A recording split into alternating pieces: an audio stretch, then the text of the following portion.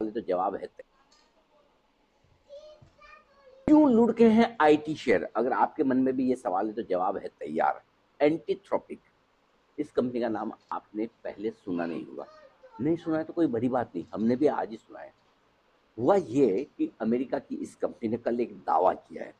दावा ये किया कि ये वैसे आर्टिफिशियल इंटेलिजेंस एआई के कारोबार में है, और इस कंपनी का ये कहना है कि हमने ऐसा टूल बनाया है, ऐसा बिजनेस डेवलप किया है जिसके चलते अगर आप कोई लीगल सर्विसेज दे रहे हैं, डेटा एनालिसिस कर रहे हैं, तो फिर आपको हजारों लाखों कोडिंग एक्सपर्ट्स, आईटी प्रोफेशनल रखने की जरूरत नहीं है। हमारे पास एक ऐसा आईटी टूल है जिसमें आप एक लीगल डॉक्यूमेंट ऐसे रखिए, वो पूरा एनालिसिस कर देगा, डेटा दे दीजिए, पूरा एनालिसिस करके आपके पास आ जाएगा। बस उसके बाद कल अमेरिका में आईटी शेयरों में मच गया कोहराम। सबको ये डर लगा कि अगर वाकई में इस कंपनी ने ऐसा कर दिया तो अगले आने वाले 2-3 साल में आईटी कंपनी की 50% कमाई तो हो गई चौपट, बिल्कुल खत्म। और कॉग्निजेंट जो दुनिया की बड़ी आईटी कंपनियों में से एक है, कल इसका शेयर 10% लुढ़का।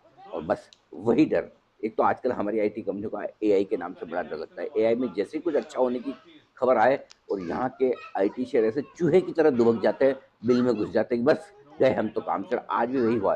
इन्फोसिस, टीसीएस जैसे शेयर 5-5, 6-6% घट रहे हैं, सोच लीजिए।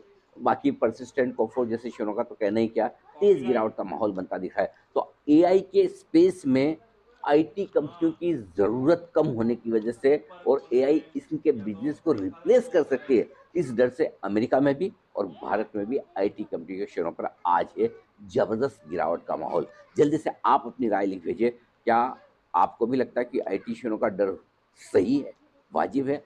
और क्या आप आईटी शेयर इस गिरावट में खरीदना चाहते हैं या नहीं? नहीं भाई, मैं तो ऊपर आएगा तो बेच के निकल जाऊंगा, मुझे नहीं चाहिए ये सब। और वैसे इस साल की शुरुआत में 1 जनवरी को हमने कहा भी था कि आईटी शेयरों से सावधान रहिए। ये साल आईटी शेयरों के लिए भी चुनौती भरा रहेगा, इसलिए बेहतर ही है कि उछाल में अपनी पोजीशन करें आप हल्की। जल्दी से